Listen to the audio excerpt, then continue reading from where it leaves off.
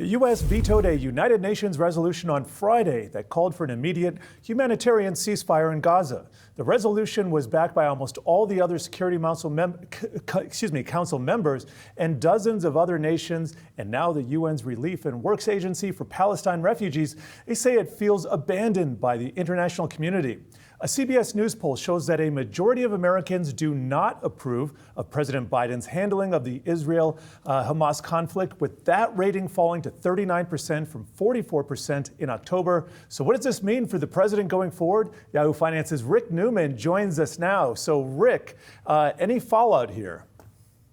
Biden cannot win on this issue. So there's one poll that shows a majority of Americans support Israel in this war. Biden has been a visible and a vocal Israel supporter. And yet there's that poll you just pointed to, Jared, where only 39% of Americans say they approve of Biden's handling of the war. I mean, if you're Biden, you must be wondering, what am I supposed to do here? I mean, this has been very divisive in the United States and elsewhere, obviously. I think one of the things that is kind of enlightening is that young people in the United States seem more aware than a lot of people may have expected of the plight of Palestinians, basically homeless in the Middle East and in Israel, and Israeli policies of settlers encroaching on Palestinian land and stuff like that. I mean, this seems like an arcane matter in a distant land, and yet a lot of American young people seem to be very aware of what's going on here. So I guess if there's any good news for Biden in all of this, is that this is foreign policy. This is not what usually motivates voters during an election. So maybe this is not going to cost Biden a lot of votes, but people don't like the way this is going.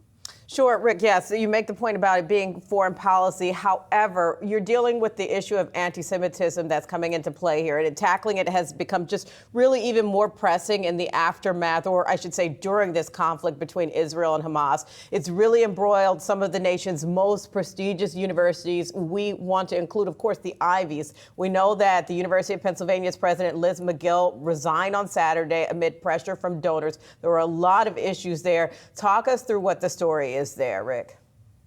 Well, this follows this hearing on Capitol Hill last Tuesday, I believe. And the problem that these university presidents, not just the Ivy League, man, it's everywhere, is how to deal with anti-Semitism, how much to tolerate, basically. And the sort of cringy moment in that hearing, one of the members of Congress asked the president of Penn, all of them really, if you have students who are calling for the genocide of Israel, is that tolerable? Or should they be punished for that? And Liz McGill said it is context dependent. And that just was such a wishy-washy answer. I mean, it's kind of like, it almost sounds like you should be allowed to say anything and there should be no payback for anything that happens. So there was already a lot of unhappiness about how she was handling this. A lot of prominent donors, including Mark Rowan, who's the CEO of Apollo, Yahoo's parent company, they were threatening to withdraw literally hundreds of millions of dollars in Penn. So finally it just piled up, and it seemed like she had to go over the weekend. So I guess all those donations are safe for now, but whoever comes in to replace her is going to be dealing with all the same problems. Meanwhile, we're waiting to see if the president of Harvard meets a similar fate. The president of MIT also was at that hearing, also on the hot seat. So this is going to go on for some time.